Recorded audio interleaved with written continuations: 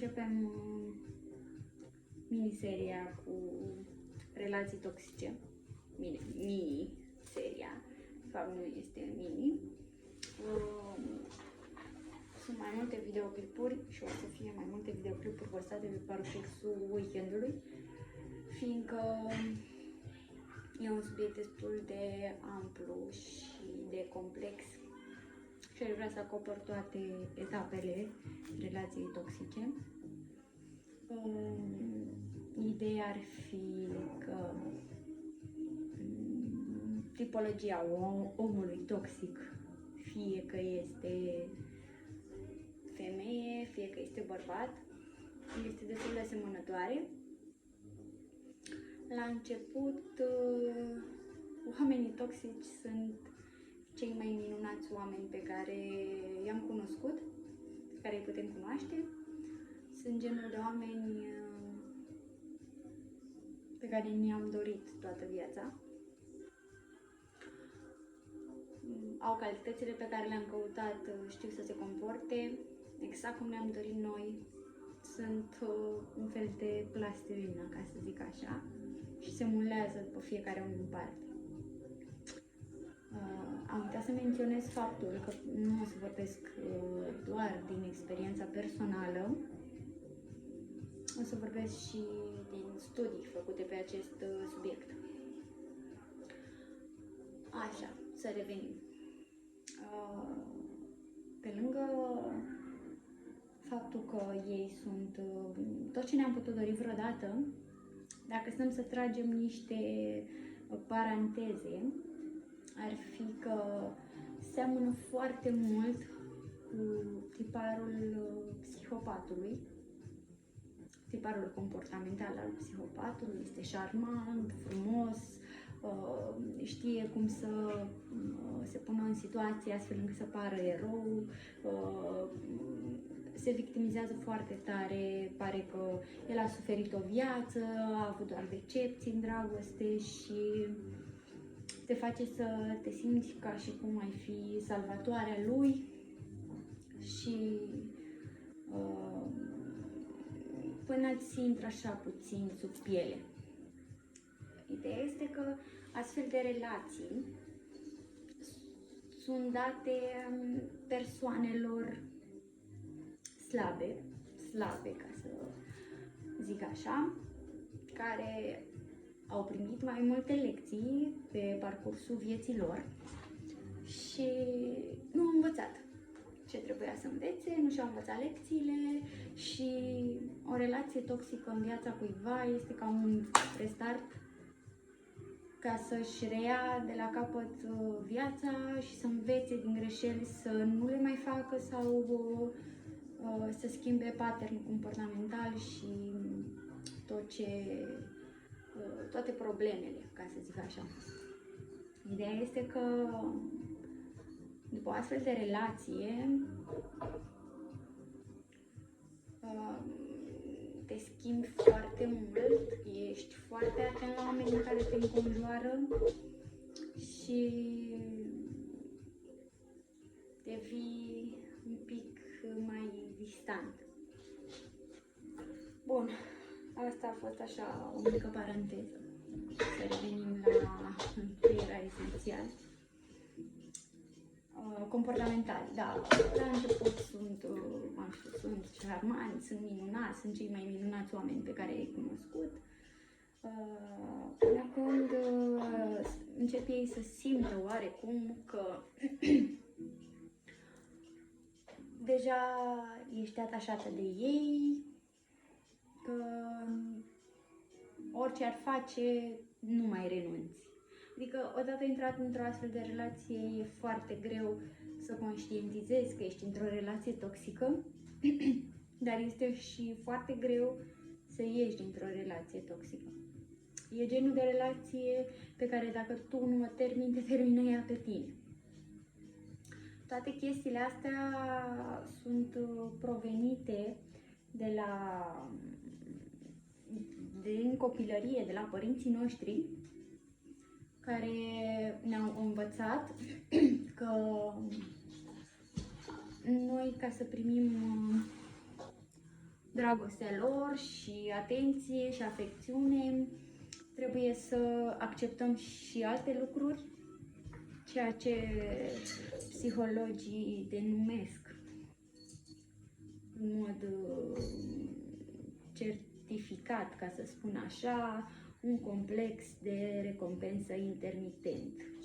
Practic este o formare neuronală care dă satisfacție creierului nostru atunci când facem un lucru bun, suntem mulțumiți, primim laude și asta este sistemul de recompensă.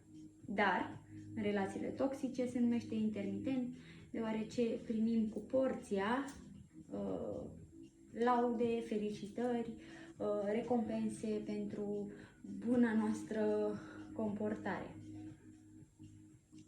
Ideea este că după ce persoana respectivă simte că noi ne-am atașat de ea, începem să primim tratamentul, de fapt, da, tratamentul, cum aș putea să-i spun, prin sindromul broaștei fierte. Adică, ușor, ușor începem să primim doze mici de chin, de suferință, ni se fac lucruri pe care înainte de persoana respectivă nu le-am fi acceptat, încep comportamentele urâte, încep jignirile, începe distanțarea, practic, a relației. Ei sunt conștienți că noi orice ar face, noi rămânem acolo și nu plecăm. Ei bine, de aici începe de fapt chinul, pentru că orice om, în mod normal, care a început o relație minunată, cu o persoană minunată și de la care a primit de la început tot ce și-a dorit, așteaptă schimbarea. Ca oricine de altfel, toți așteptăm schimbarea, care nu o să vină, pentru că, de fapt, ei așa au fost dintotdeauna. Unii nu o să-ți spun asta. În cazul meu, mie mi s-a spus, știi, de fapt, eu n-am fost niciodată așa.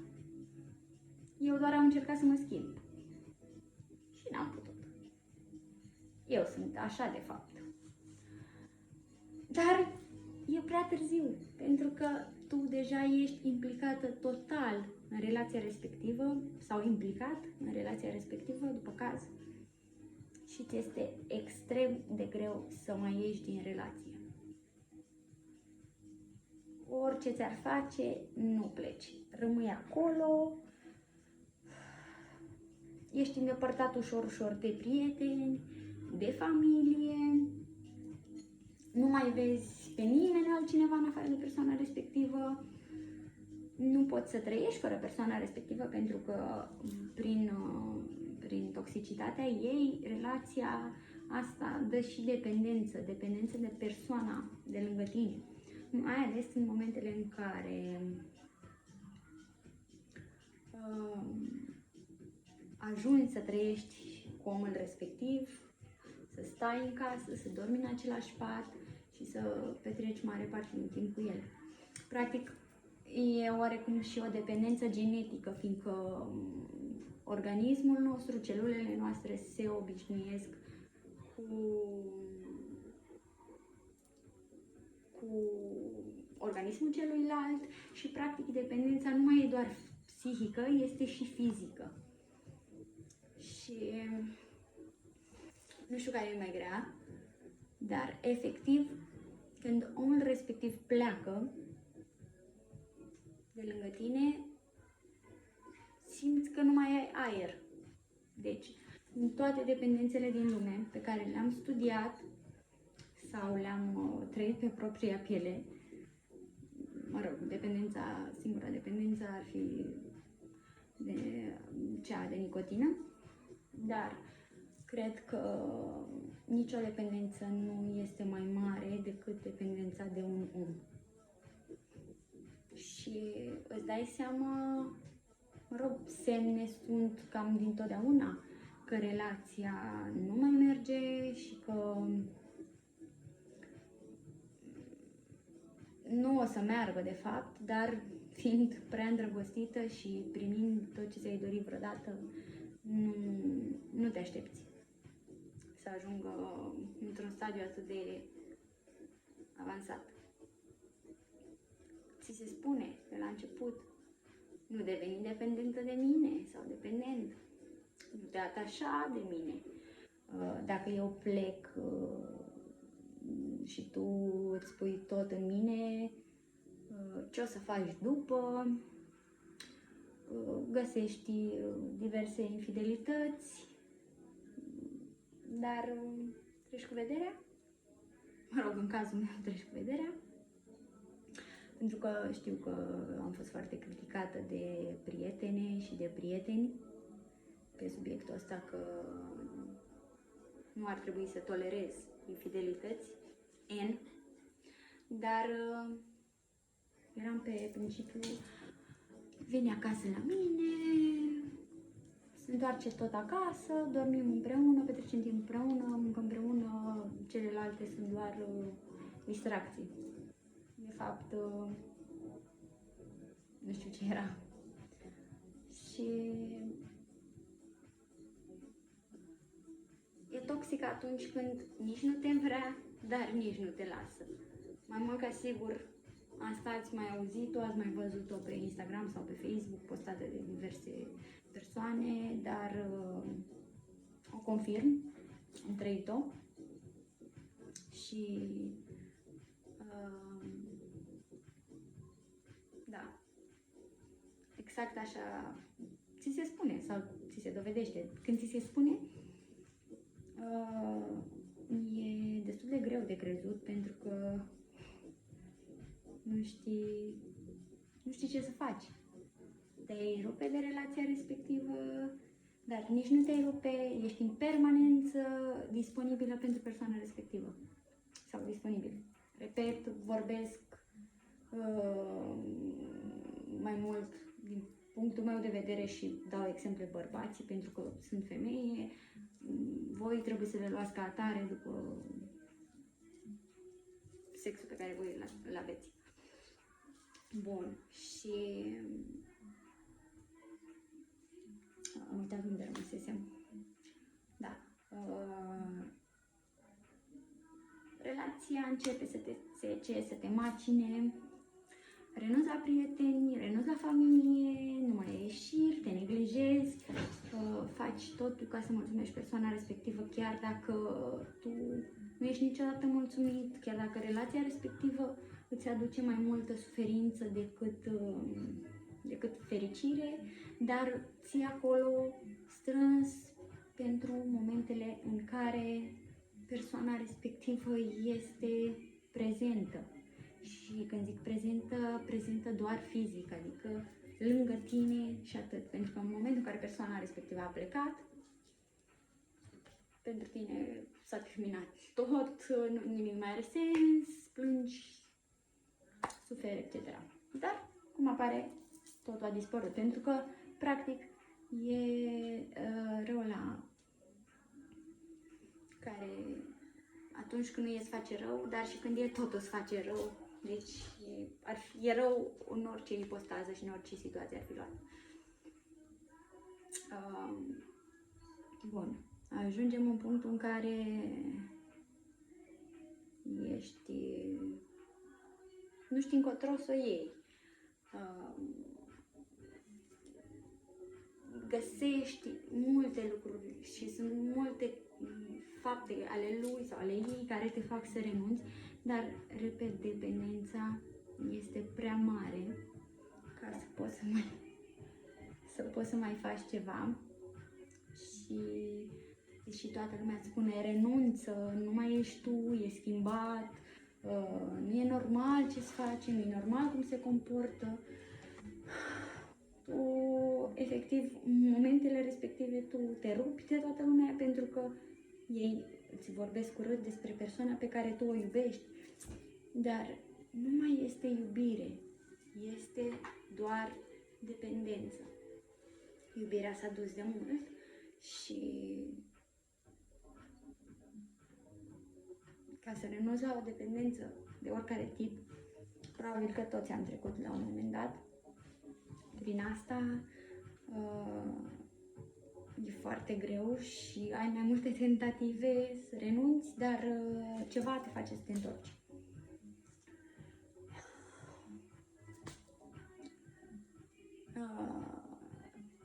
Deși la un moment dat el sau ea își găsește o altă victimă, găsește o altă persoană pe care să o prindă și tu ești acolo, aștepți să vină, aștepți să se întoarcă, aștepți că o să revină, că o să fie la fel, dar practic ți-a tras toată energia pozitivă pe care o aveai. Te-a făcut să crezi că nu ești capabilă să faci nimic sau capabil, nu arăți suficient de bine, nu ești suficient de inteligent sau inteligentă, nu îți găsește calități. Pentru persoana respectivă tu nu ai calități, ai doar defecte, întotdeauna tu ești problema, orice îi face, chiar dacă te-ai pune în cap, pentru persoana respectivă niciodată nu e suficient. Și ajungem în punctul în care începi să accepti că ai o problemă, începi să accepti că ceva nu e în regulă, mergi la psiholog, unii ajungeți și la psihiatru, pentru că simți instabilitatea asta emoțională pe care o ai în permanență, pentru că alternează bine cu rău și efectiv nu știi nici tu unde să te situezi. Și după ce ajungi și stai de vorbă cu niște profesioniști și îți spun cauzele care te-ar fi putut aduce în situația respectivă și îți sugerează care ar fi cea mai bună variantă ca tu să îți revii, tot nu renunți. Pentru că ei sunt mult mai prezenți în viața noastră decât sfaturile celor avizați. Credem că nu ne înțeleg, de fapt că vor să ne spartă și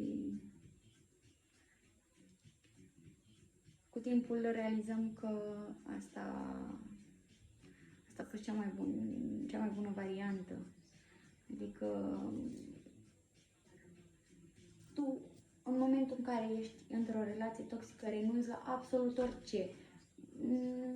Nu știu dacă mă fac înțeleasă, dar sunt sigură că cei care au trecut printr-o relație toxică sau cei care sunt într-o relație toxică știu și înțeleg ceea ce eu vreau să transmit și ceea ce vreau să spun. Faptul că tu dai tot pentru persoana respectivă. Tot.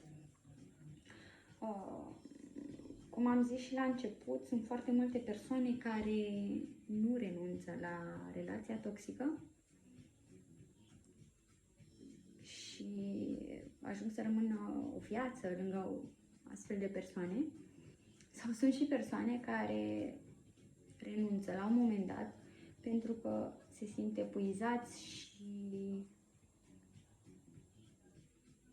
efectiv se termină tot pentru un lucru minor, deși înainte au fost multe alte lucruri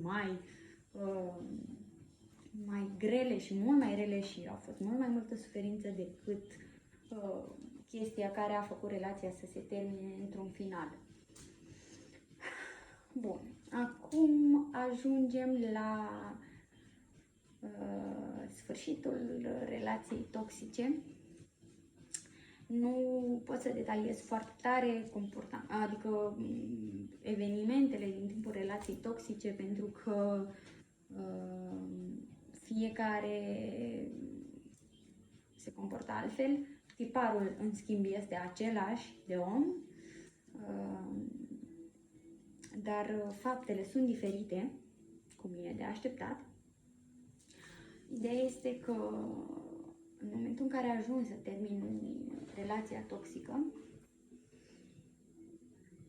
nu ești sigur dacă e definitiv sau nu.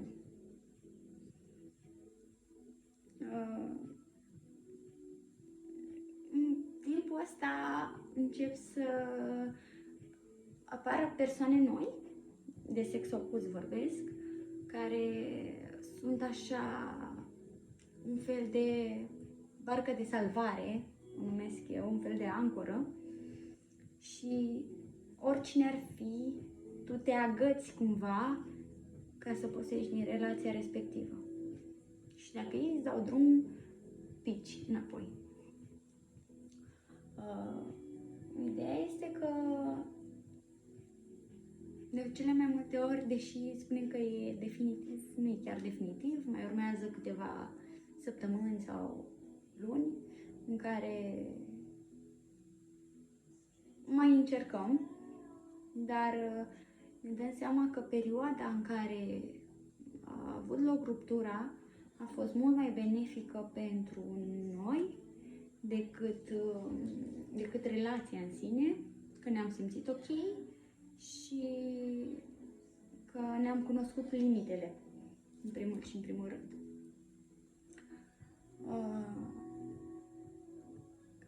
Relația s-a sfârșit și începe vindecarea. Vindecarea după o astfel de relație ia timp și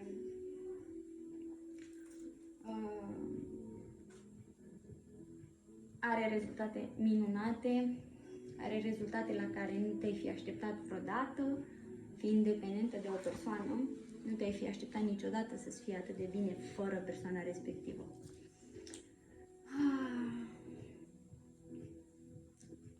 Perioada de după e cea mai minunată perioadă, realizezi cine ești de fapt, ce putere ai, ce poți să faci, cât ești de inteligent sau inteligentă, câte calități ai, câte lucruri poți să faci singur, înveți să te iubești pe tine, înveți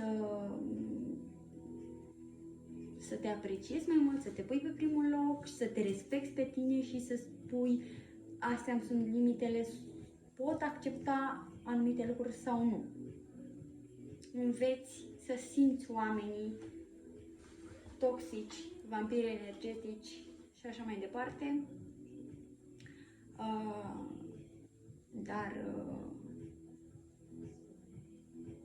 Întotdeauna vor mai fi persoane care să-ți aducă aminte. Știi că ai fost cu așa, știi, și ia uite, e cu cineva și tu nu ești și suferi, dar nu mai suferi. Și oricât ai încercat să le explici persoanele respective, pentru mine s-a terminat, nu mai vreau să mai vorbesc despre subiectul ăsta, mi-e foarte bine așa,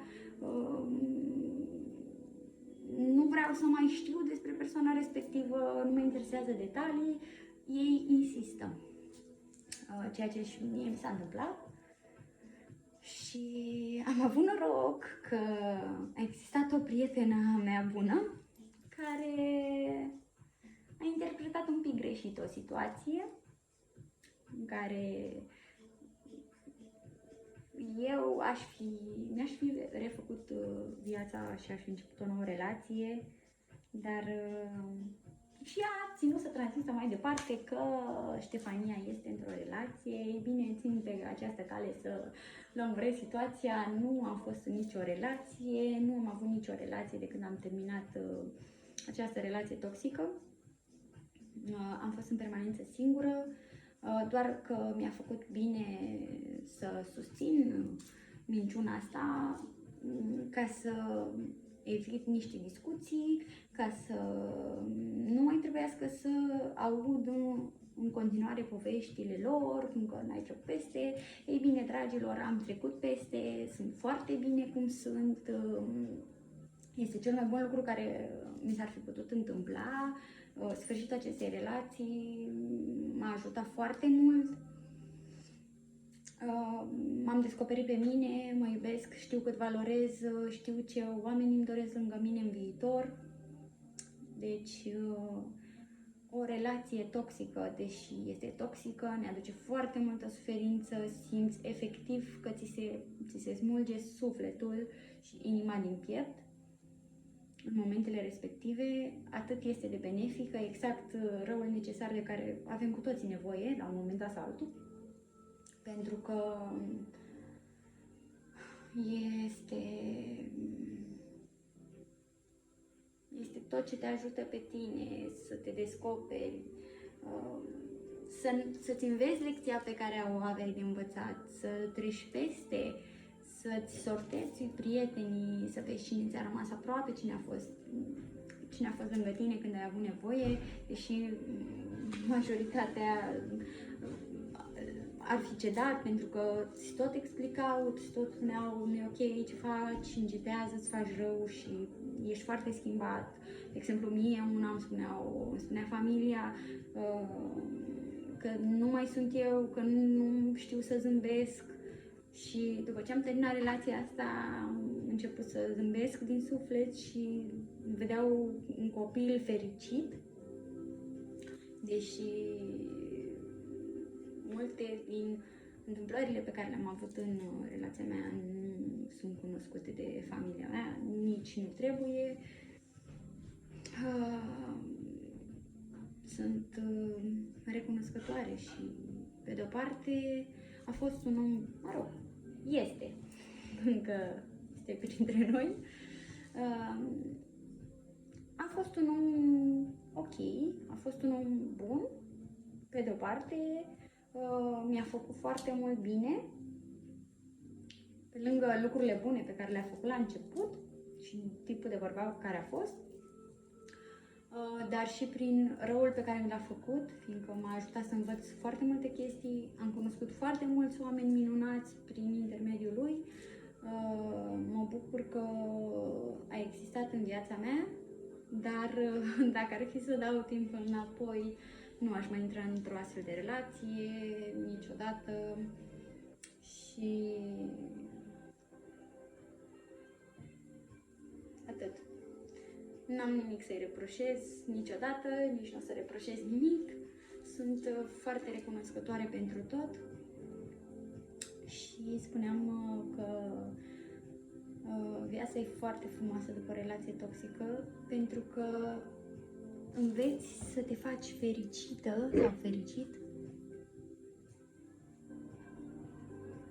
pe tine, vezi că poți să-ți aduci fericirea singur și că nu ai nevoie de nicio persoană lângă tine să facă asta.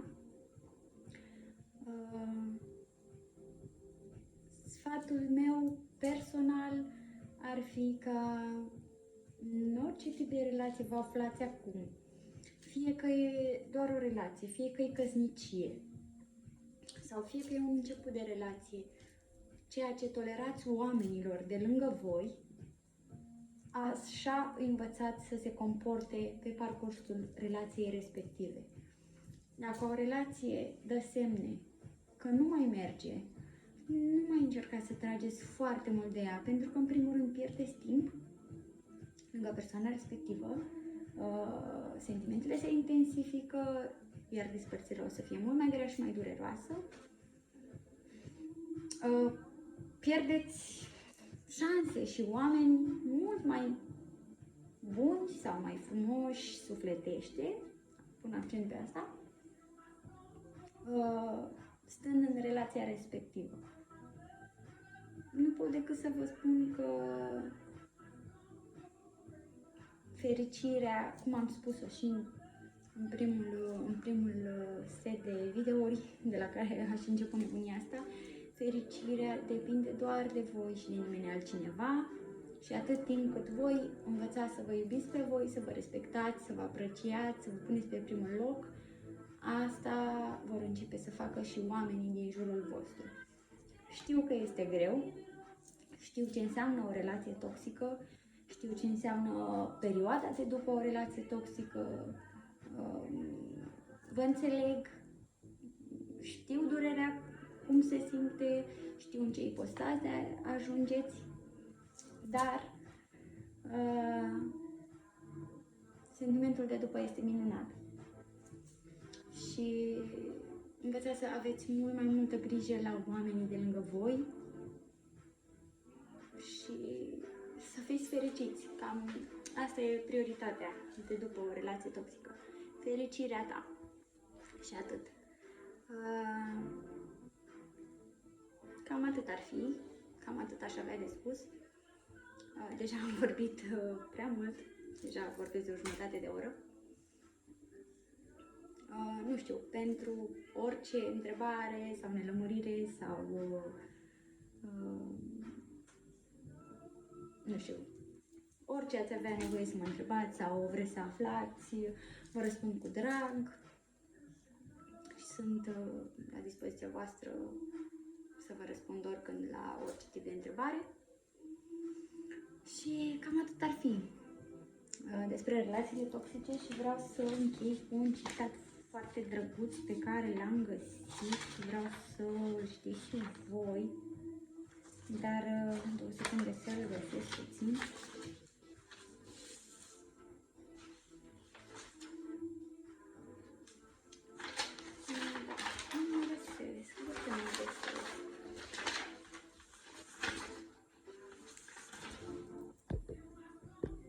Nu găsesc. Mă duc să-l caut și revin.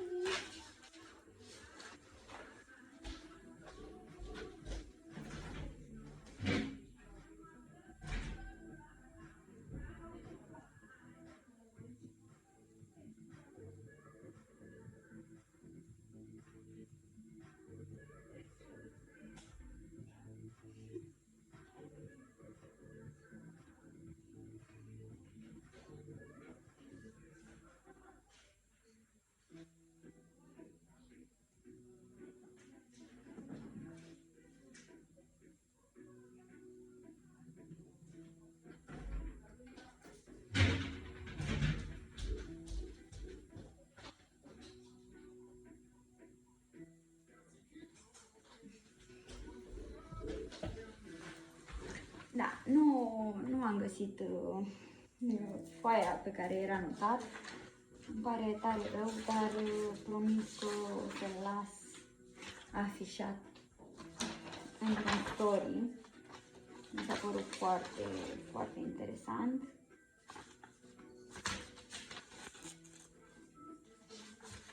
Nu pot să-l găsesc și nu înțeleg de ce.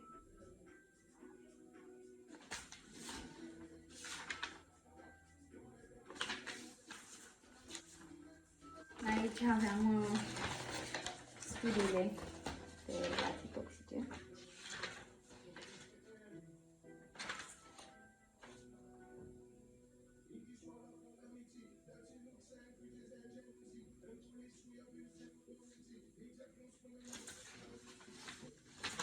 Da, nu le găsim. Rămâne să vi-l las scris într-un story. O să mai dezbatem pe tema asta cu relațiile toxice oricum și pe stilurile de atașament care sunt foarte importante, astfel încât ne cunoaștem un pic ce stil avem și de ce anume să ne ferim. Chiar acum am găsit ceva printre studii despre relații și chiar o să vreau să vorbesc și despre asta, despre tiparele comportamentale. Mi-a mai scris cineva legat de tiparele comportamentale și de ce acționează oamenii în anumite feluri. De cele mai multe ori, subconștientul este vinovat pentru ceea ce trăim în viața de zi cu zi, cam 80%. Da, cam atât ar fi. Vă mulțumesc pentru răbdare, băiatul vă mulțumește și el, e aici prezent și vă pupăm. Și ne auzim pe curând. Puriței!